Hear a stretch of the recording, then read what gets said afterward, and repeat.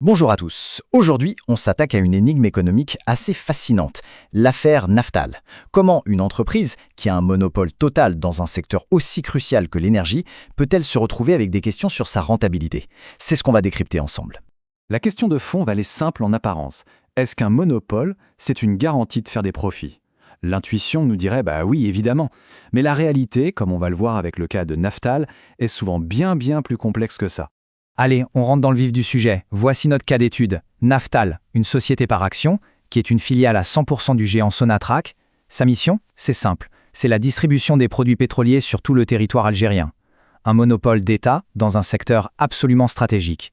Sur le papier, ça ressemble à une machine à cash, non?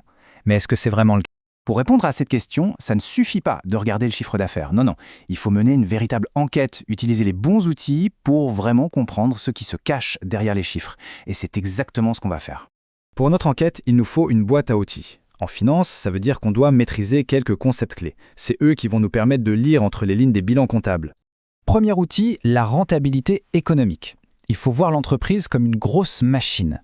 Ce ratio, il mesure tout simplement à quel point cette machine est efficace pour créer de la richesse, et ce, peu importe comment elle a été financée, que ce soit par des dettes ou par les actionnaires. Deuxième outil, la rentabilité financière. Là, hop, on change complètement de perspective. On ne regarde plus la machine, mais ses propriétaires.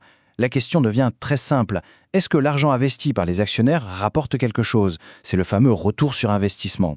Donc, le point crucial à retenir, il est là. La rentabilité économique, ça juge l'efficacité de l'activité elle-même, de l'outil de production.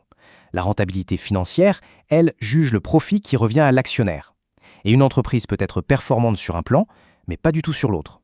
Il faut bien garder cette distinction en tête pour la suite. Bon, maintenant qu'on a nos outils, il est temps de s'en servir. On passe à l'analyse concrète du cas Naftal. C'est ici que l'enquête commence pour de vrai. Pour comprendre comment se forme le résultat d'une boîte, on utilise une méthode qui s'appelle les soldes intermédiaires de gestion. C'est un peu comme si on suivait le chemin de l'argent, étape par étape, depuis le chiffre d'affaires jusqu'au bénéfice final. On va se concentrer sur deux indicateurs vraiment importants. Le premier, c'est la valeur ajoutée. C'est un indicateur absolument fondamental. Il mesure la richesse qui a été réellement créée par l'activité de l'entreprise une fois qu'elle a payé tous ses fournisseurs. Plus cette valeur est haute, plus l'entreprise pèse dans l'économie. Et pour Naftal, le premier constat, c'est qu'elle crée bien de la richesse. Sa valeur ajoutée est positive. Ensuite, on passe à l'excédent brut d'exploitation, le fameux EB. Lui, c'est le cœur du réacteur. Il nous dit si l'activité principale de l'entreprise, son vrai métier, génère un surplus cash. C'est le résultat de l'exploitation pure et dure, avant même de penser au financement ou à l'usure des machines. Et c'est là que notre enquête prend un virage spectaculaire. En 2020, l'EBIT de Naftal n'est pas juste un peu faible, il est carrément négatif. Moins 382 millions de dinars. Concrètement, ça veut dire que le cœur de métier de l'entreprise, la distribution de produits pétroliers, a coûté plus d'argent qu'il n'en a rapporté. C'est un indice énorme. Un EBE négatif alors que la valeur ajoutée est positive, voilà, on est au cœur du paradoxe. De la richesse est créée, mais elle disparaît quelque part avant même de devenir un profit d'exploitation. La grande question, c'est donc, où passe cet argent? Il faut comprendre que la valeur ajoutée, cette richesse qui est créée, elle n'appartient pas à 100% à l'entreprise. Elle est partagée, distribuée, comme un grand gâteau.